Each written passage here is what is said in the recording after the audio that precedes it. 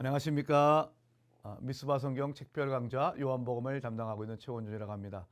자, 우리는 이제 두 번에 걸쳐서 요한복음의 서론적 이해, 예수님은 누구신가에 대해서 두 번 또 말씀드렸고요. 그리고 요한복음에 자주 나오는 영생이라는 단어가 어떻게 구원의 대처어인가에 대해서 지난 시간까지 함께 살펴보았습니다. 이제 오늘이 마지막 강의인데요. 오늘 저는 믿음과 표적, 믿음에 대해서 한번 좀 얘기를 좀 나누고 싶고, 또 이제 이 강의의 중반 부분에서는 보혜사 성령님에 대해서 함께 보겠습니다. 여러분, 교회에서는 믿음이라는 게 참 중요하죠.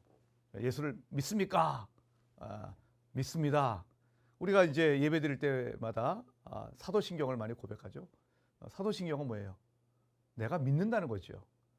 나는 전능하신 하나님 아버지 천지의 창조주를 믿습니다. 라틴어는 그래도 나는 믿습니다. 이 단어로 시작하죠. 영어도 I believe. 나는 믿습니다. 그러니까 나는 뭘 믿는가? 그 다음에 그 내용이 나와요. 그러니까 믿는다는 것은 사실 이제 성도의 아주 근본적인 정체성이에요. 성도는 믿는 사람입니다. 믿는 사람. 이 믿음이 중요해요. believing. 믿으면 하나님에게 속하죠. 교회 공동체에 속하고 하나님께 속합니다. belonging. 그 다음에 하나님께서는 그때부터 우리를 새롭게 변화시켜 가십니다. becoming. 그래서 모든 것의 시작이 believing. 믿는 것입니다. 자, 근데 이 믿음에 대해서 과연 요한복음은 뭐라고 얘기를 하고 있을까요? 저는 강의 제목을 믿음과 표적이라고 얘기했습니다. 우리가 여러분들 어떻게 예수를 믿게 되셨습니까? 사람마다 다 다르겠지만 예수를 믿게 된 계기 가운데 어떤 분들은 기적을 경험하신 분이 계시거든요. 낫지 못한다고 하는 병으로부터 낫어요. 그런 경우가 있어요. 어떤 하나님의 어떤 절대적인 기적과 같은 사건을 통해서 내가 그 기적을 통해서 내가 하나님의 살아계심을 깨닫고 믿게 되는 경우가 있습니다. 그것이 어떻게 믿음과 관련되는지 요한복음을 통해서 한번 보죠. 먼저 어비수와 빈도수를 한번 보겠습니다. 요한복음 믿음을 강조합니다. 믿는다 동사 피스티오라는 단어가 100회 나오는데 신약 241번이 나오는 가운데 42%예요. 공관복음은요. 피스티오라는 믿는다는 동사가 3권 앞에서 34예요. 근데 요한복음 한 권에 100회. 그러니까 공관복음 3권을 합한 것보다 3배예요. 3배. 요한복음에 믿는다는 동사만 나옵니다. 믿음, 피스티스라는 명사 나오지 않습니다. 요한 2서, 3서에서도 역시 나타나지 않고 요한 1서 한 번만 믿음이라는 단어가 나옵니다. 예를 들어서 하나님께로부터 난 자마다 세상을 이기느니라. 세상을 이기는 승리는 이것이니 우리의 믿음이니라 라고 얘기를 해요. 자, 요한복음에서 믿음을 동사로 강조하는 것은 믿음에 갖고 있는 이 펄펄 살아서 움직이는 어떤 고정화된 것이라기보다는 믿는 행위라고 하는 활동성을, 역동성을 강조하는 거라고 볼 수가 있겠습니다. 그런데 성경 요한복음은 특별히 이 믿는다는 것과 표적의 관계를 얘기를 해요. 표적이 뭐냐면 헬라어로 세메이온이라고 하는데 이 우리가 보통 표적할 때 일반 사회에서는 타겟 한자가 저렇죠? 보시면. 그런데 성경에서 말하는 표적이란 겉표자. 겉표자요. 네. 그 다음에 자취적자를 씁니다. 그러니까 우리말에는 이런 한자가 없고 대신 표징이라는 말을 써요. 표징이라는 단어는 있어요. 표적은 기본적으로 하나님의 능력에 행해서 의해진 기적이지만 그래서 이적, 기적, 기사, 능력, 권능 이런 비슷한 단어이지만 그러나 그 기적을 통해 하나님의 정체, 예수의 정체가 드러날 때 표적 이렇게 얘기합니다. 그래서 요한복음 20장 30절 31절을 보면 예수께서 제자들 앞에서 이 책에 기록되지 아니함 다른 표적도 많이 행하셨다. 표적도. 근데 그 표적을 많이 행하신 이유가 무엇인가? 그 표적을 기록한 이유는 무엇인가? 예수께서 하나님의 아들 그리스도이심을 믿고 그 이름을 힘입어 생명을 얻게 하는 것이다 라는 것입니다.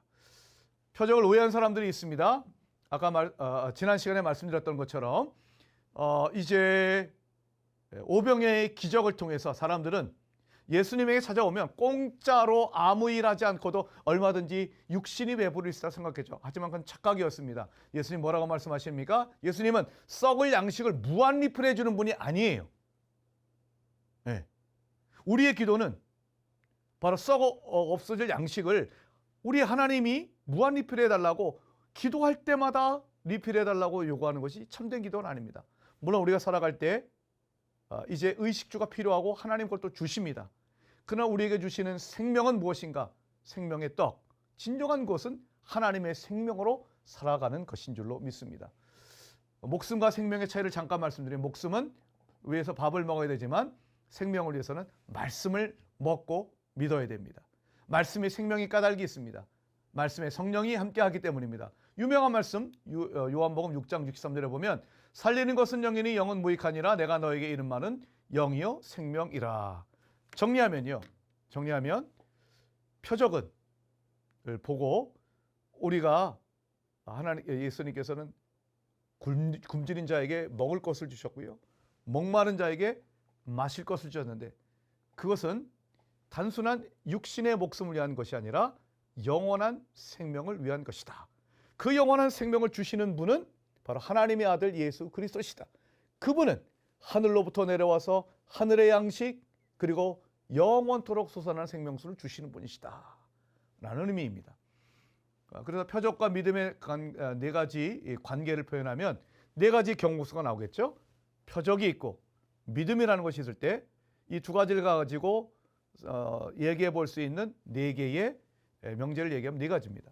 첫 번째, 표적을 보았지만 믿지 않는 사람이 있고요, 표적을 보았기 때문에 믿는 사람이 있고요, 표적을 보지 않았기 때문에 그래서 믿지 않는 사람이 있고요, 표적을 보지 않았지만 믿는 사람이 있습니다. 자, 여러분 어디에 해당되십니까? 여러분, 보아도 믿지 않는 사람은 완악한 사람입니다. 보았기 때문에 믿는 사람은 표적신앙입니다. 근데 보지 않았기 때문에 믿지 않는 사람도 마찬가지죠. 근데 보지 않았음에도 불구하고 하나님께서 택하신 자들은 말씀 안에서 성령의 감동 가운데 믿을 수 있습니다. 보지 않고 믿는 자가 복되도다. 예수님이 도마에 가셨던 말씀이시죠. 자, 한번 구체적으로 보겠습니다. 믿음으로 표적을 보지 못하는 사람 종교 지도자들입니다.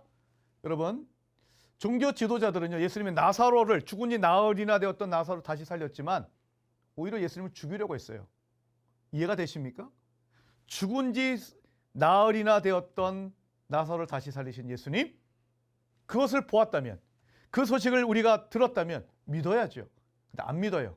근데 표적을 보고도 믿지 않는 이유가 뭘까? 첫째는 표적을 보는 사람의 마음가짐이에요. 개방적 의지가 있어요. 아예 처음부터 나는 믿지 않겠다라고 결심한 사람들, 마음을 닫은 사람은 아무리 보여줘도 믿지 않습니다. 또 한 가지 이유는 하나님의 이끄심이 있어야 돼요. 요한복음 6장 44절을 보면 나를 보내신 아버지께서 이끌지 아니하면 아무라도 내게 올 수 없다라고 말씀하셨어요.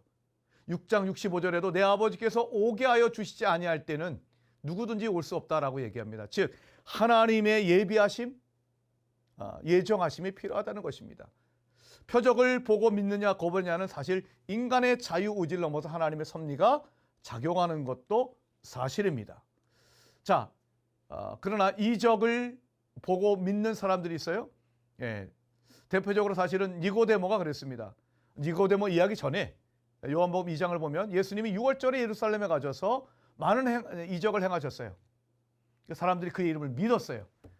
그의 행하시는 표적을 보니 그의 이름을 믿었으나, 근데 예수님은 그분의 몸을 그들에게 의탁하지 않으셨다. 왜냐하면 친히 모든 사람을 아신다는 얘기는 뭐냐면 표적을 보여줘야 믿는 사람들은 한계가 있음을 예수님은 아셨어요.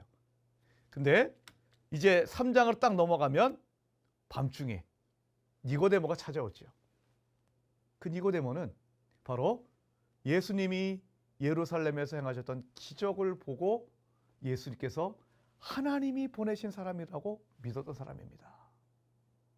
니고데모는 어떤 사람이에요?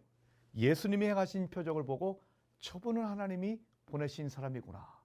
그래서 예수님을 찾아왔어요. 예수님이 하셨던 말씀이 뭐예요?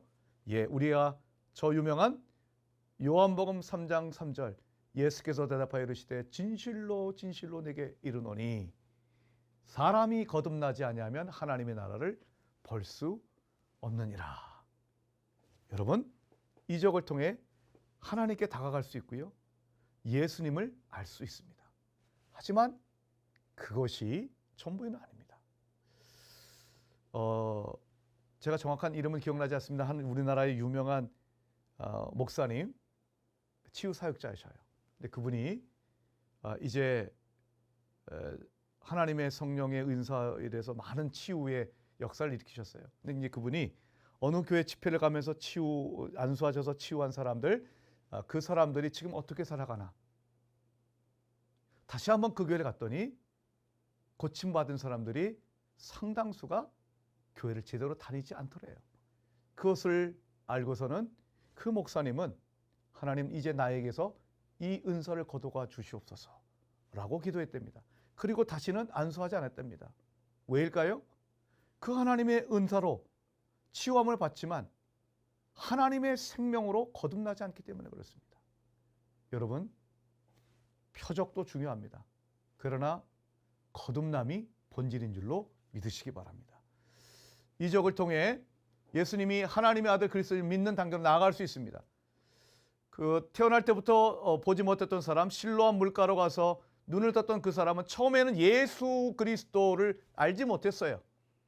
그냥 예수라는 사람이 날 고쳐줬다. 그 다음에 선지자다. 그 다음에 예수님을 만나 대화하는 가운데 이렇게 얘기하죠.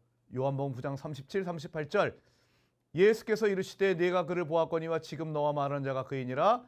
이르되 주여 내가 믿나이다 하고 절하니라. 이 절하다는 게 중요합니다. 경배하다는 뜻입니다. 주여, 꾀리. 이것은 예수님이 단순한 능력을 갖고 있는 분이 아니라 하나님이심을 고백하는 것입니다.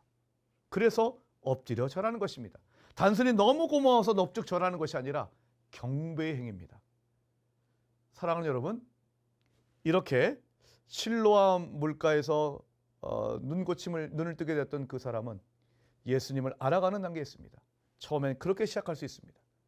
그러나 결국 우리가 도달해야 될 것은 주는 그리스도시고 살아계신 하나님의 아들, 그분은 경배의 대상이 되시는 우리의 주님임을 깨달아야 될 때 그것이 중생한 자가 된 표시인 줄로 믿습니다. 표적을 보지 않고 예수님을 믿는 단계가 있습니다. 자, 도마는 어떤 사람이었습니까? 눈으로 보고 손으로 만져봐야 믿는 사람이라고 얘기했습니다. 그런데 예수님은 이렇게 말씀하셨습니다. 예수께서 이르시되 너는 나를 본고로 믿느냐? 보지 못하고 믿는 자들은 복되도다 말하고 있습니다. 여러분, 눈으로 보지 않았는데 귀로 듣지 못해 어떻게 믿을 수 있을까요? 여러분, 우리는 다 예수님을 눈으로 본 적이 없습니다. 귀로 들은 적도 없습니다. 그런데 믿습니다. 왜냐하면 성령의 감화, 감동, 감복해 하는 역사가 있기 때문입니다. 여러분, 사도 바울 한번 볼까요? 사도 바울이 이 땅에 계시던 예수님을 본 적이 있습니까? 없습니다. 그는 오히려 예수 믿는 자들을 핍박했던 사람이었습니다.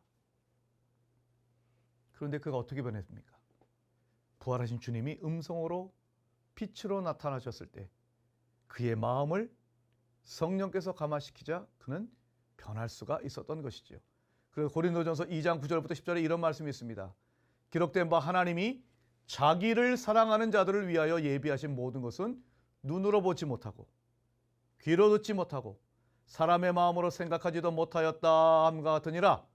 오직 하나님의 성령으로 이것을 우리에게 보이셨으니 성령은 모든 것 곧 하나님의 깊은 것까지도 통달하시느니라. 아멘. 자, 마지막으로 제6장 보혜사 성령님에 대해서 함께 살펴보도록 하겠습니다.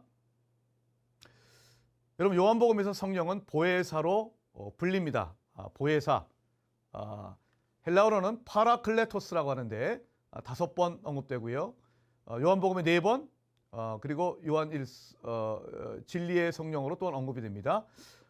보혜사 파라클레토스는 신약에서만 5번 나오는데 이제 요한일서까지 합해서 5번입니다.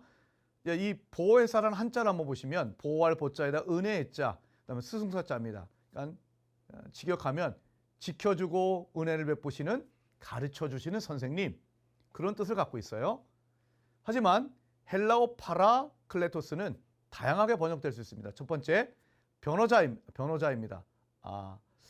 파라클레토스의 원어적 의미는 다른 사람을 돕기 위해 그 사람 옆에 있도록 불려진 사람, 이런 뜻이에요. 자, 그래서 돕는 자, 헬퍼라는 뜻으로 번역되기도 하고, 또 한 가지는 중보자, intercessor 또는 mediator, spokesman, 대변인으로 번역되기도 하죠. 요한일서 2장 1절 대언자가 바로 파라클레토스입니다. 나의 자녀들아 내가 이것을 너에게 쓰면 너희로 죄를 범치 않게 하려 함이라. 만일 누가 죄를 범하면 아버지 앞에서 우리에게 대언자가 있으니 곧 의로우신 예수 그리스도시라라고 말씀했어요. 사단은 고발하는 자입니다. 그 사탄이라는 뜻 자체가 충동질하고 비난하고 고소하는 자입니다. 그 사탄의 고소에 정반대로 우리를 위에서 대변해 주시는 변호사가 계세요. 최고의 변호사가 계셔요. 그분이 대언자 파라클레토스 예수님이셔요. 하나님 보좌 우편에서 예수님은 지금 무엇 하고 계십니까? 우리를 대언해 주고 계셔요. 우리를 위해서 중보기도 하고 계십니다. C번 돕는 자 말씀드렸고요. D번 위로자. 종교개혁자 루터는 위로자라는 뜻의 독일어 트리스터라고 하는 단어로 번역하기도 하였습니다. 그 다음에 권면하는 자라는 의미도 갖고 있습니다. 자, 이와 같은 다양한 의미를 갖고 있지만 성경 본문을 통해서 한번 살펴보도록 하겠습니다. 보혜사의 정체, 먼저는 예수님은 제1보혜사이고 성령님이 제2보혜사이다. 이게 무슨 말인가 하면 요한복음 14장 16절을 보면 이런 말씀이 있습니다. 내가 아버지께 구하겠으니 그가 또 다른 보혜사를 너에게 주사 영원토록 너희와 함께 있게 하리라. 다른 보혜사란 말 썼죠. 이 말은 another paraclete, 즉 예수님이 첫 번째 보혜사이시고 예수님이 아버지께로부터 받아 우리에게 주실 성령님이 또 다른 보혜사다, 이런 얘기입니다. 그래서 이것은 왜 예수님이 이렇게 말씀하셨을까? 그것은 예수님과 성령 하나님의 그 사역의 연속성과 동일성을 강조하기 위한 것입니다. 실제로 여러분, 예수님은 나는 길이요 진리요 생명이라 말씀하셨습니다. 그러니까 예수님은 진리셔요. 그런데 보혜사 성령은 또 진리의 영이라고 되어 있습니다. 여러분, 우리가 예배를 할 때 이렇게 보통 말을 많이 하죠. 하나님은 영이시니 예배하는 자가 영과 진리로 예배할지니라. 과거 개역 한글은 신령과 진정으로 이렇게 번역했습니다. 영과 진리. 영과 진리로 예배한다는 게 무엇일까? 여러 가지 해석이 있지만 저는 이렇게 해석하고 싶습니다. 영과 진리는 두 개의 단어가 아니라 뒤에 있는 진리가 앞에 있는 영을 수식해 주는 거예요. 진리의 영이란 뜻이에요. 하나님을 예배할 때는요, 거짓의 마음, 거짓의 영 가지고는 예배할 수가 없습니다. 거룩하신 하나님, 진리 그 자체이신 하나님 앞에 예배할 때는 진리의 영이신 성령이 내 안에 계실 때에 우리가 비로소 예배를 드릴 수가 있습니다. 성령이 없이 예배를 드리는 것은 없습니다. 예배를 그저 참석할 뿐이죠. 여러분 안에 진리의 영, 예수 그리스도 진리이신 예수 그리스도를 믿게 하시는 그 영, 우리에게 하나님의 말씀이 진리임을 선포하는 그 영, 그 영을 받은 자만이 하나님을 예배할 수 있는 것입니다. 그 진리의 영이 있으면 예루살렘에서 산에서 있는 예루살렘 성전에서 예배하느냐, 그리심산에서 예배하느냐, 이 산에서 저 산이냐, 장소가 중요하지 아니하고 바로 진리의 영으로 예배하는 것이 중요한 줄로 믿습니다. 자, 보혜사는 예수께서 떠나실 때만 오시는 분이십니다. 그것은 이제 성삼위 하나님의 그 사역에 이제 그분의 시기가 있습니다. 오늘 요한복음 16장 7절을 보면 예수님은 이 보혜사 성령을 어떤 상황에서 말씀하셨는가? 예수님의 고별연설에서 말씀하셨어요. 요한복음 13장은요, 세족식 이야기입니다. 그러니까 예수께서 이제 떠나갈 날이 얼마 남지 않고 끝까지 제자를 찾아가셨다. 그래서 그 표현이 세족식이었어요. 그 다음에 14, 15, 16, 17, 소위 대제사장의 기도라고 불리우는 이 마지막 예수님의 체포와 그리고 재판과 죽음을 앞두고 예수님의 마지막 고별 연설 가운데 등장하는 것이 보혜사입니다. 즉 예수님이 더 이상 이 땅에 있을 수 없어요. 죽으시고 부활하시고 40일 만에 승천하신 예수님, 그 예수님이 하신 모든 일들을 그대로 이어가실 분이 바로 보혜사시라는 것입니다. 1막이 끝나야 2막이 오는 것처럼 예수님의 시대가 끝나면 그 다음에 성령의 시대가 오는 것입니다. 그 보혜사는 아버지께로부터 옵니다. 요한복음 15장 26절 내가 아버지께로서 너희에게 보낼 보혜사 곧 아버지께로서 나오시는 진리의 성령이 오실 때에 그가 나를 증거하실 것이다. 그러니까 이 성령은 하나님 아버지께서부터 나오신 하나님의 영이셔요. 예수님 역시 아버지로부터 보냄을 받았다고 지난 시간에 말씀드렸습니다. 성령은 때로 예수님에 의해서 보냄을 받고 아버지께서 예수의 이름으로 보내십니다. 이렇게 보혜사 곧 아버지께서 내 이름으로 보내실 성령, 그가 너희에게 모든 것을 가르치고 내가 너희에게 말한 모든 것을 생각나게 하시리라 라고 말씀합니다. 그러니까 성부, 성자, 성령 하나님, 이 하나님은 바로 언제나 모든 일에 같이 하시는 하나님이십니다. 창조에 있어서도, 그리고 이제 성자 하나님의 사역에 있어서도, 성령 하나님의 사역에 있어서도 모든 일에 함께 하시는 하나님이십니다. 자, 보혜사 역할에 대해서 잠시 한번 살펴보겠습니다. 먼저 보혜사와 제자들의 관계입니다. 제자들은 보혜사를 안다. 이 얘기는 성령을 받았다는 얘기입니다. 예수를 믿기 때문에 보혜사를 받은 겁니다. 반면에 세상은 그를 알 수 없습니다. 왜냐하면 예수를 믿지 않기 때문이죠. 보혜사는 제자들 가운데 거하며 그들과 영원토록 함께 하십니다. 요한복음 14장 16, 17절 내가 아버지께 구하겠으니 그가 또 다른 보혜사를 너희에게 주사 영원토록 너희와 함께 있게 하리니 그는 진리의 영이라. 세상은 능히 그를 받지 못하나니 이는 그를 보지도 못하고 알지도 못함이라. 그러나 너희는 그를 아나니 그는 너희와 함께 거하시며 너희 속에 계시게 했음이라. 자, 그렇게 보혜사는 제자들과 함께 계신 가운데에 그들을 인도하시는 성령님이십니다. 요한복음 16장 13절 그러하나 진리의 성령이 오시면 그가 너희를 모든 진리 가운데로 인도하시리니 그가 자의로 말씀하지 않고 오직 듣는 것을 말하시며 장래일을 너희에게 알리시리라. 여러분 지난번 강의 때 첫 번째 강의였을 것입니다. 예수님께서 하나님 아버지에게서 보냄을 받은 하나님의 아들이시지만 그분은 하나님 아버지와 동일한 본질이시지만 하나님 아버지께서 온전히 순종하셨습니다. 성령님도 마찬가지입니다. 자의로 말하지 않습니다. 예수님이 하신 말씀을 말합니다. 아버지께서 보내신 성령은 그렇게 성삼위 하나님은 함께 일하시는 분이십니다. 보혜사는 예수님이 말씀하신 모든 것을 제자들에게 기억나게 해주신다라고 되어 있습니다. 그가 하는 모든 일은 예수님을 증언하고 제자들이 선교의 상황에서 어떤 것을 말해야 될지 깨닫게 해주시는 것입니다. 여러분, 성령이 임해야 예수의 증인이 될 수 있습니다. 그래서 사도행전입니다만 사도행전 1장 8절 오직 성령이 임하시면 권능을 받고 땅 끝까지 이르러 내 증인 예수의 증인이 될 수 있다고 했습니다. 예수의 증인은 세상 사람들에게 배우는 것이 아니고요. 바로 성령이 임하실 때 성령께서 가르쳐 주시고 깨닫게 해주시고 성령께서 말하게 하심에 따라 성령이 말하게 하심에 따라 말하는 사람, 그 사람이 예수의 증인인 것이지요. 그래서 보혜사는 예수 그리스도의 연속이고 그리스도의 또 다른 자아입니다. 이번에는 보혜사와 세상의 관계를 보겠습니다. 세상은 보혜사를 알지 못합니다. 영접하지도 않았기 때문입니다.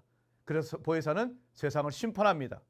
제자들은 이끄시고 보호하시지만 성령은 세상을 심판합니다. 요한복음 16장 8절부터 10절 보시면 그가 와서 죄에 대하여 의에 대하여 심판에 대하여 세상을 책망하시리라. 자, 그러면 죄에 대해서 책망한다는 게 뭘까요? 여러분, 성경이 말하는 죄는 법을 어기거나 윤리적으로 잘못하는 행동, 그것 이전에 예수님이 하나님의 아들이요 그리스도의 짐을 믿지 않는 겁니다. 믿지 않는 게 죄입니다. 그 죄, 하나님의 아들 예수 그리스도를 믿지 않는 것에 대해서 보혜사 성령은 그것을 가지고 세상을 책망하십니다.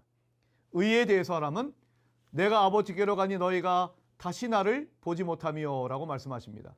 예수님이 하나님 아버지께로 간다는 얘기는 십자가에 죽으시고 부활하신 후 승천하시는 것을 이야기합니다. 즉 구원의 사역을 이루신 것이지요. 예.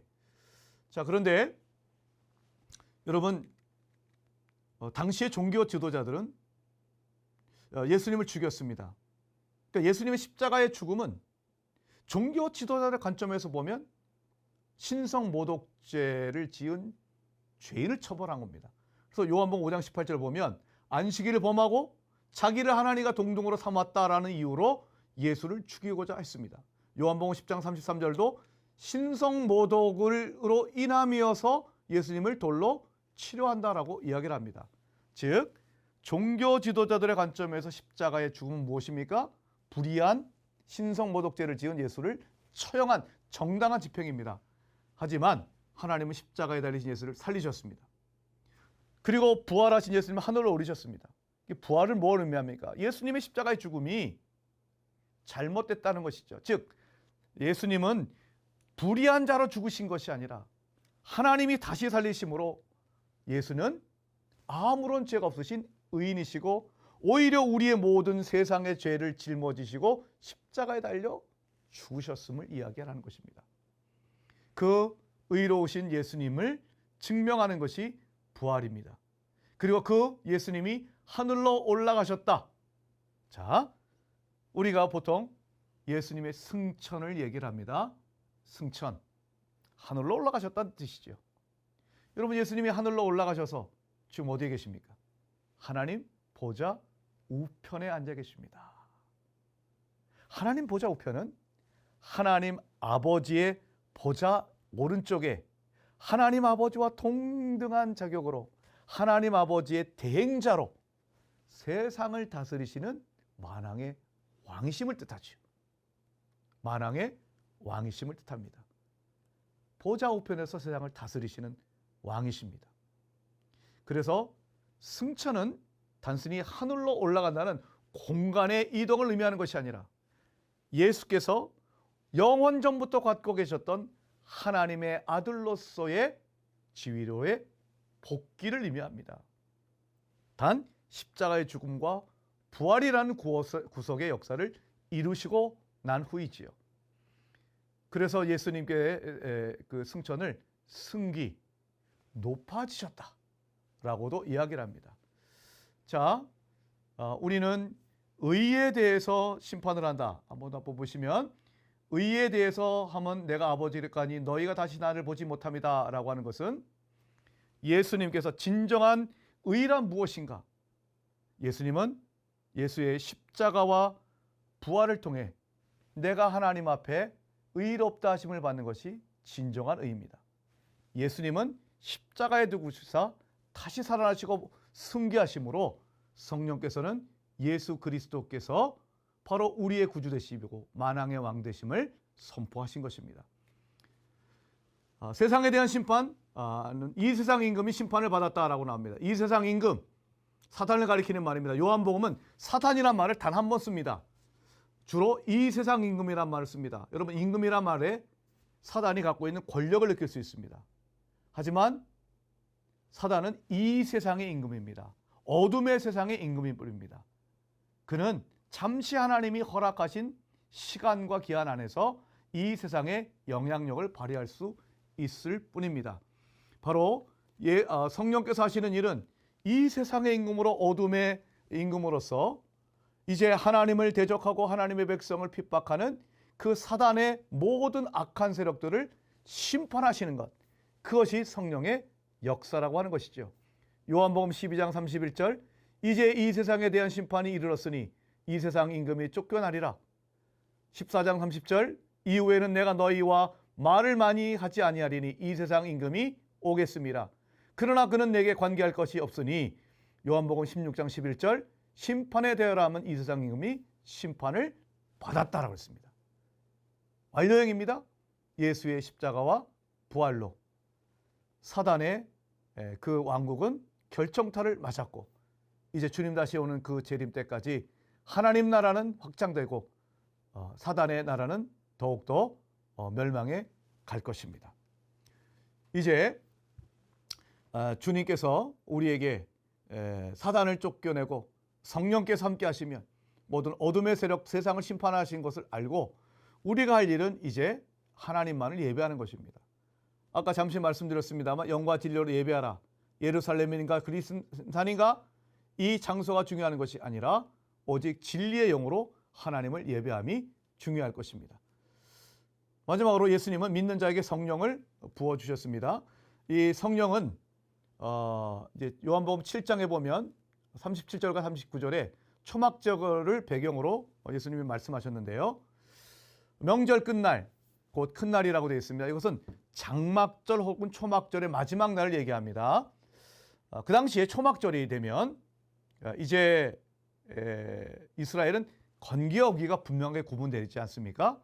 이 건기의 끝이 바로 이제 10월입니다. 보통 11월 달쯤 되면 이스라엘은 우기, 비가 오기 시작합니다. 그랬다가 3월 중순쯤 되면 3월부터는 건기가 시작이 됩니다. 그래서 10월까지가 이제 건기가 되는데 이제 건기의 마지막 때쯤 9월 하순과 10월 중순 이때가 되면 바짝바짝 세상이 마릅니다. 비가 오기를 빨리 바랍니다. 비가 오기를.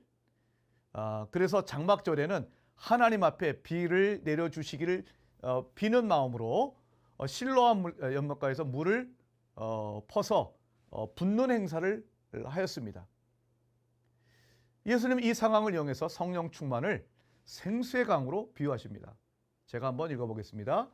명절 끝날 곧 큰 날에 예수께서 서서 외쳐 이르시되 누구든지 목마르거든 내게로 와서 마시라. 나를 믿는 자는 성경의 이름과 같이 그 배에서 나의 내면에서 생수의 강이 흘러나오리라 하시니 이는 그를 믿는 자들이 받을 성령을 가리켜 말씀하신 것이다. 여러분, 예수님은 바로 목말라 대지가 바싹 타들어가는 그 상황 가운데서 비를 기다리는 그들에게 생수의 강 되시는 성령 받을 것을 예언하셨습니다. 사실 이 예수님의 말씀은 에스겔 47장의 말씀을 배경으로 한 것이지요. 에스겔 47장을 보면 성전 환상이 있습니다. 여러분 한번 꼭 읽어보십시오. 이 성령을 이해하는 굉장히 중요한 장입니다. 에스겔이 본 많은 환상 가운데 47장을 보면 예루살렘 성전 동쪽으로부터 동쪽에서 성전에서 물이 흘러나옵니다. 그 물이 점점 많아지더니 그 물이 어디로 흘러갑니까? 동쪽으로 향한다고 했습니다. 아라바로 간다고 했습니다. 저 아라바가 가리키는 곳이 어디냐면 바로 사해를 의미합니다. 사해는 성경에는 염해로 나오지요. 그렇지만 흔히 보통 죽을 사자도 사해라고 얘기합니다. 여러분, 그 아라바로 내려갑니다. 사해로 내려갑니다. 모든 것이 생명체가 살 수 없는 죽음의 바다입니다. 그 바다에 이르렀을 때 그 물로 말미암아 성전으로부터 흘러나온 물로 말미암아 그 바다의 물이 사해의 물이 되살아나고 이 강물이 이른 곳마다 모든 생물이 살아나며 고기가 쉼이 많게 될 것이다 라고 이야기합니다. 이것은 장차 예수님께서 우리에게 성령을 부어주셔서 성령을 받는 자마다 다 살아나는 것을 의미합니다. 성도 여러분, 성령은 생명의 영이십니다. 그 성령을 예수 믿는 자에게 충만히 부어주셔서 우리 안에 샘솟듯 하는 생수의 강이 넘치게 하시는 분, 그분이 바로 우리 주 예수 그리스도이신 줄로 믿습니다. 이제 요한복음을 통해서 여러분들께서 요한복음과 공간복음의 차이도 배우시고 예수님이 어떤 분임도 배웠고 영생에 대해서도 묵상하셨습니다.